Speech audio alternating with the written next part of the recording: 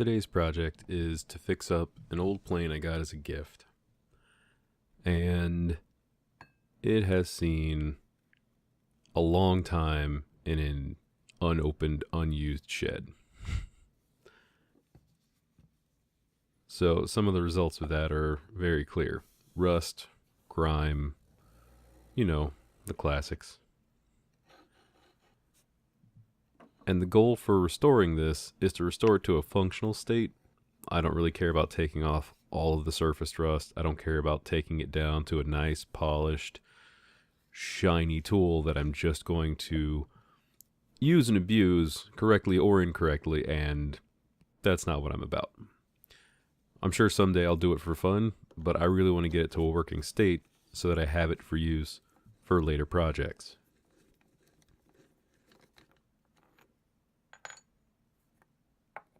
And what that entails is taking it apart bit by bit. For instance, the knob. And the screw knob. And the cap cover. And the blade. Well, the blade and the chip breaker. And the screw that's in the chip breaker. And the screw that keeps the chip breaker and the other nut. You know what? There's a lot of technical things that I am not entirely educated about, but this is not my first rodeo. I at least know how to take it apart and put it back together. It's all of like 6 screws, maybe. That doesn't fit, dude. It doesn't fit.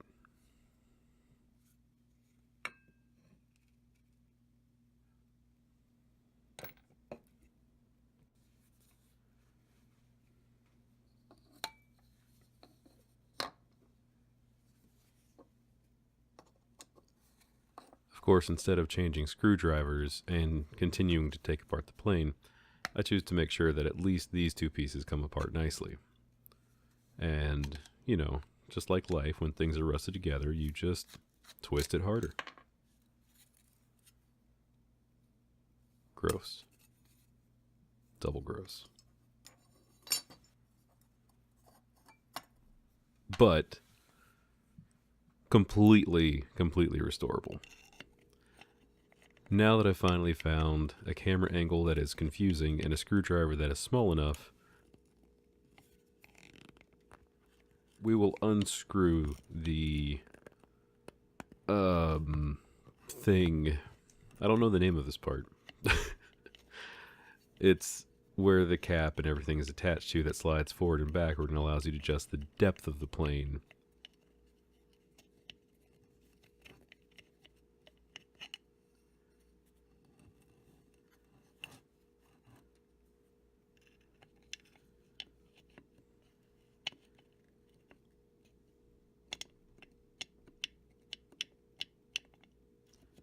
No.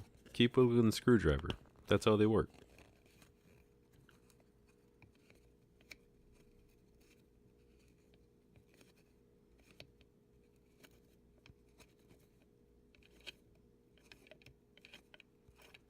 I'm just going to hang on a shot of unscrewing a single screw for, I don't know, 10 seconds. There we go. See, it's had some work, and the person that owned it before me, they absolutely put that thing to use. So, good on them. It wasn't just a tool that sat around, it's a tool that sat around after they probably died or sold it.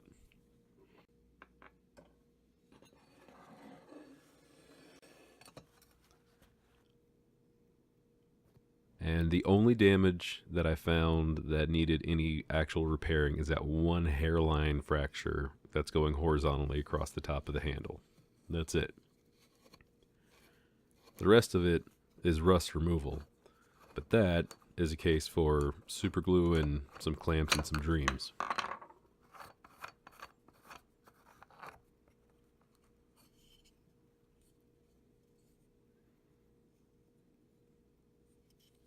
Other than that, too, the handle and the knob, like the wood is really good. It's a really nice wood that I do not know the name of. I'm guessing rosewood, but I'm not a wood expert.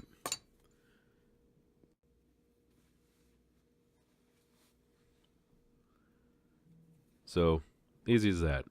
Now that it's in pieces, it can be made to be less grody and nice. And every time I do this, I start with a blade, just because it's the most satisfying to get clean first, and you get an idea of how much damage it's been through and the adventure that you're about to go on.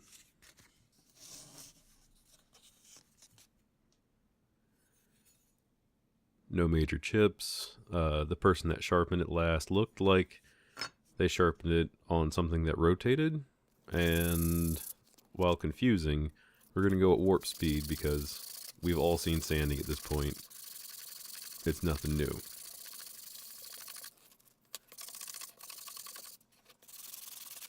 But as I'm doing it, the rust was covering up the name of the blade, and I'm guessing the name of the company that made it. And while I am getting ahead of myself, I did as much research as I could in a couple hours to find out absolutely nothing about the Belmont Tool Company. Other than there is a company with the name Belmont that sells end mills and taps and dies. I think they're somewhere in North Carolina, but there's no information that I can find about this plane blade or the plane as a whole. So, if anybody has any information, I actually really like the history of these tools, and it would be super appreciated if you're better at researching than me to do all the hard work for me.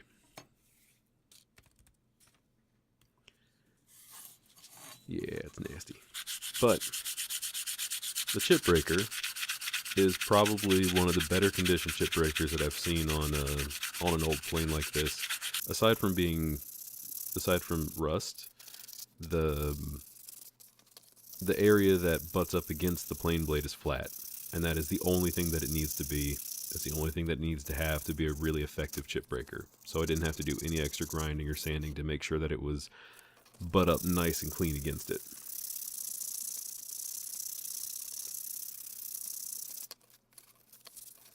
'80 grit sandpaper does a hell of a job, by the way. Anything lower and you're putting deep gouges and stuff, anything higher and you're just spinning your own wheels, so to speak. '80 grit is that magic sweet spot that'll get most jobs done to an acceptable degree. This thing doesn't need sanding. I think it's the cap. Maybe lever cap. Again, if you know the names of these things and you want to do the 3 seconds of research it takes to find out what they're called, let me know. I'm just using denatured alcohol to wipe it down. Nothing fancy.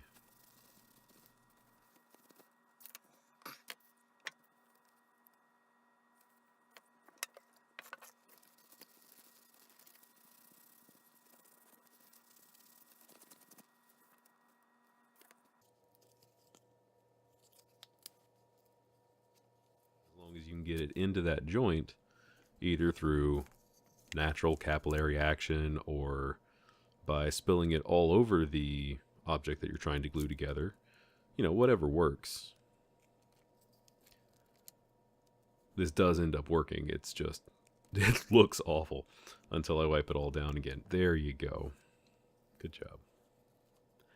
And I keep tempting fate by opening up the crack like a little mouth. You're really not going to clean that off first? You're just going to super glue your hands to it?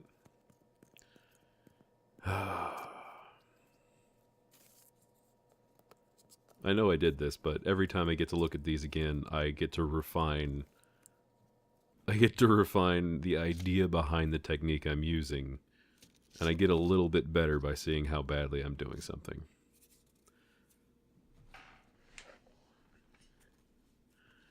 I don't know why I picked 400 grit for this. I genuinely have no clue. But I'm also coupling that with denatured alcohol, and I was not expecting the paint to start coming off. Whatever that paint is, denatured alcohol dissolved it, so I've exposed more raw metal to oxygen and moisture than I had intended. But I committed, for better or worse. We'll see how it does over the next 6 months, year.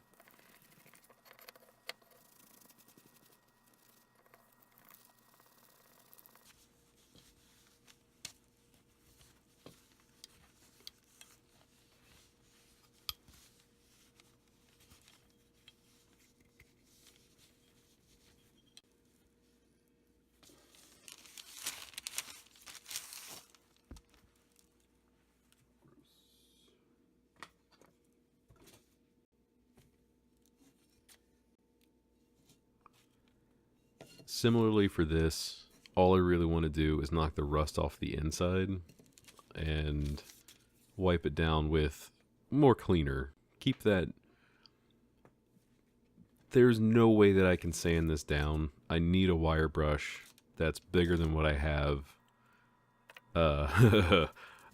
What I need is a bench grinder and a wire wheel. What I have is a Dremel tool with a tiny wire bit, and it's not the same. So a wipe down, making sure that the surfaces are at least clean, and trying to get some of the rust out of the corners. That's all. That's about all I can do for that.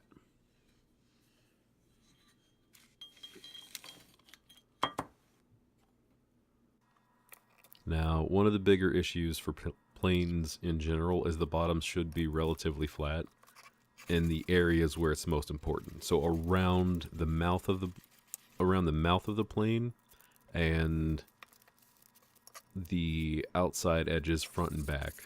So if you're too forceful, you can introduce a twist. The bodies are not made out of hardened steel. They're not gonna spring back if you accidentally twist them. And taking it to 80 grit to do a majority of the work, that's the right move in this case. I honestly think that I can still go further based off of the little use that I've been able to have with it so far, but it is functional. And all I'm doing is adding water as a lubricant for the sandpaper.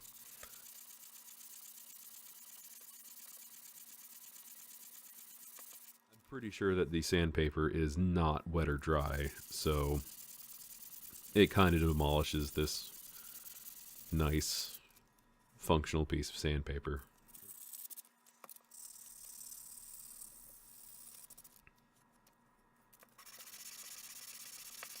For just a second, I tap it on the sides like that, and honestly, there's no reason for that.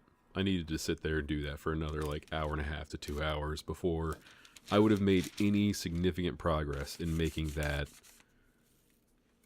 more functional, in case I wanted to use it for a shooting board or another application.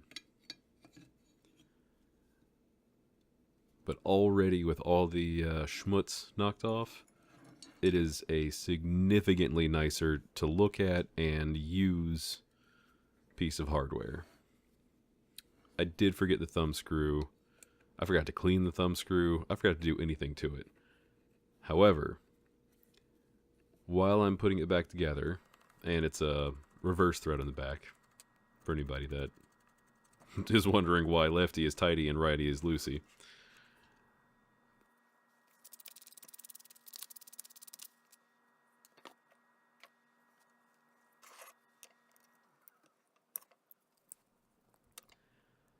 The pain in the ass that's getting 2 screws in their homes in something that needs to be set onto something, that was an ordeal.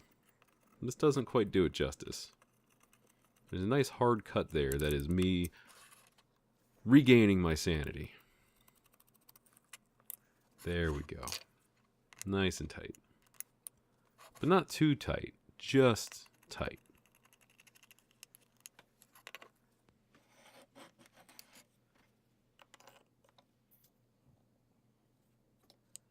So, after getting this screw in, I realized how tight the construction is on the plane as a whole, because that lever completely avoids the handle, and it's so damn close.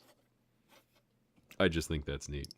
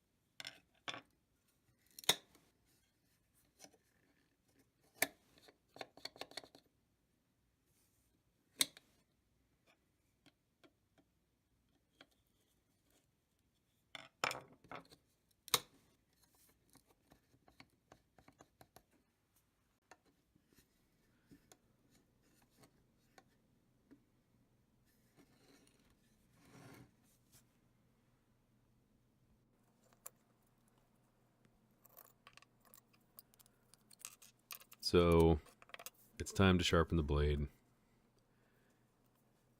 We get to see how much has actually been put into this thing as a whole.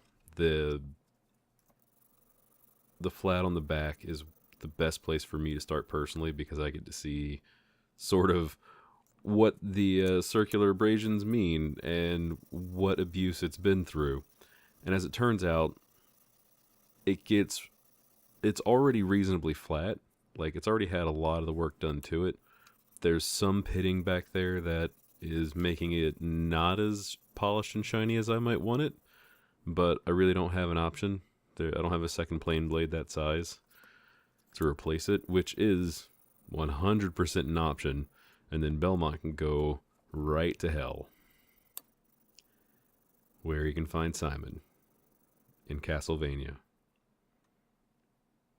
I like video games.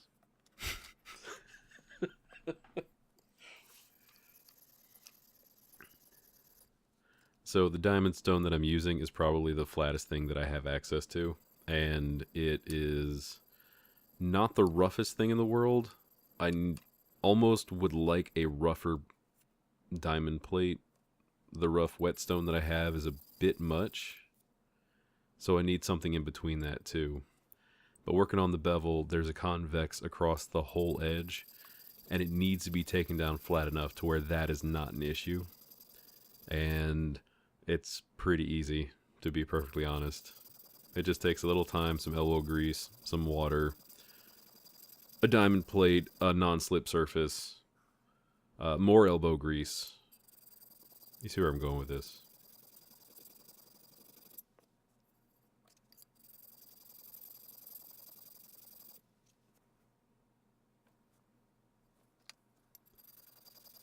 And there's already a very noticeable burr on the backside of the blade, so this is doing the job, which is quite nice.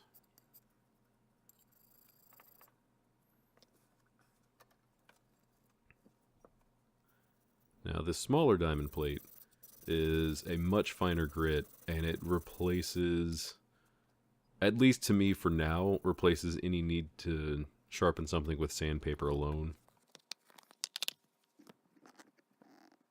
And going from that step to a 12,000 grit whetstone that I'm sure I'm using 100% correctly with no problems is a good... This was a good shortcut for going through every single stone or going through all grits of sandpaper. And after a strop, it is very sharp. How sharp is it, you ask? About that sharp. Those are dog scratches from a 50-pound puppy. And as it turns out, the puppy loves me, but the puppy also still has claws and is 50 pounds.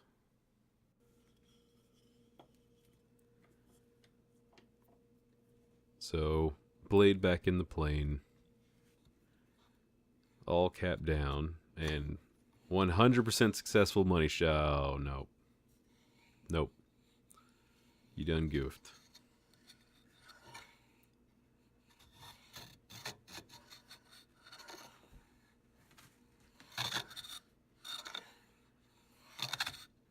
You can hear from the rhythm of the very tiny cuts that it's making that it is doing what a plane does.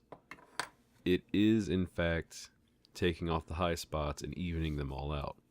However, my doofy butt needs to relearn how to do this. So I'm going to force you to watch it for the next 6 minutes and 14 seconds.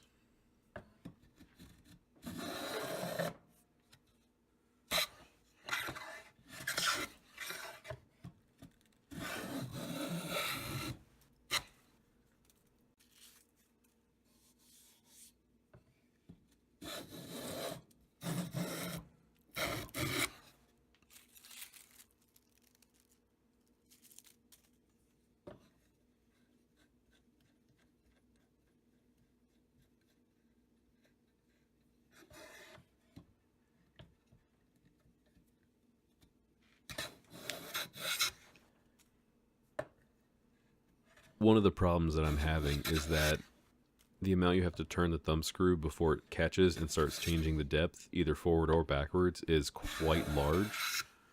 So I'm having some trouble dialing that in.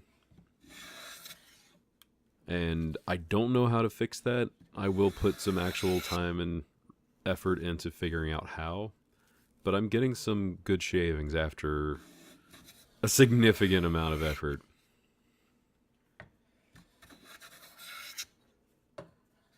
And dare I say it, it is at a functional state right now.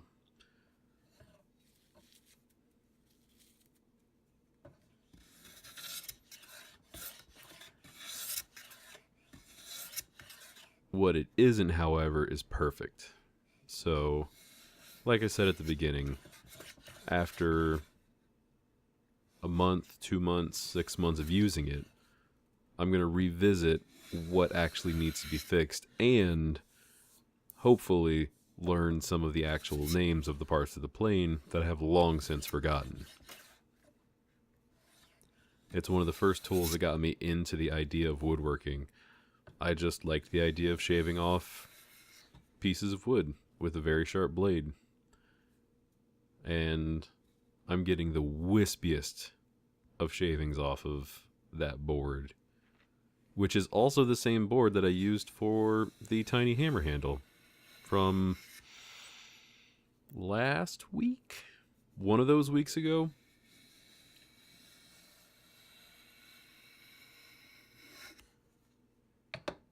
We're starting to get some good ones. You can't tell in the video, but I am elated. Very fine, very wispy. Sorry for that. That was creepy.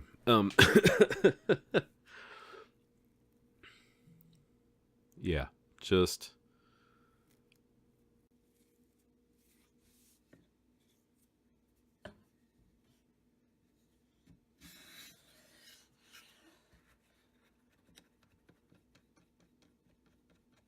I was finding it very difficult to go any thinner than that. And also possibly finding it very difficult to focus or refocus. So, you know, you only have 3 more minutes of that.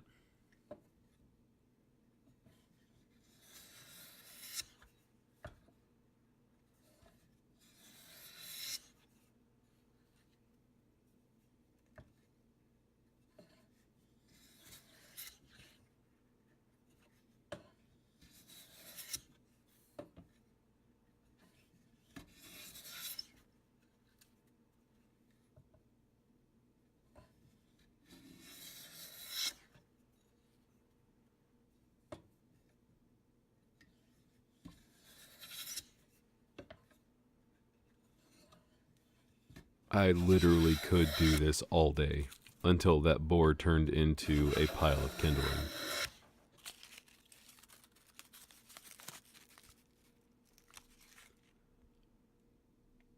That one's pretty good. Oh, I refocused. You're very welcome, you. Oh, no. I didn't just refocus. I removed the color locking feature of the camera. So, it's about to be a disco party. Oh, that's the good one. On the thick side for sure, but it's literally a small sheet of veneer the exact same length as the board. Full length, full width shavings that are equally thick on both sides is the goal.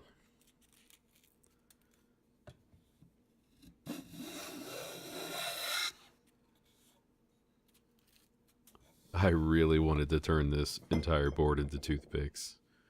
It was too damn fun, but I knew I was going to use it later. Didn't know what for, but I knew.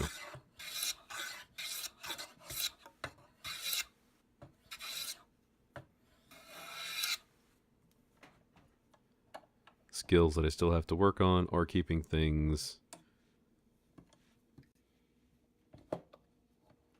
square. So the end result didn't end in a square so much as it did make a flat diagonal surface on the top of the board, which is not ideal. With practice, you can do anything.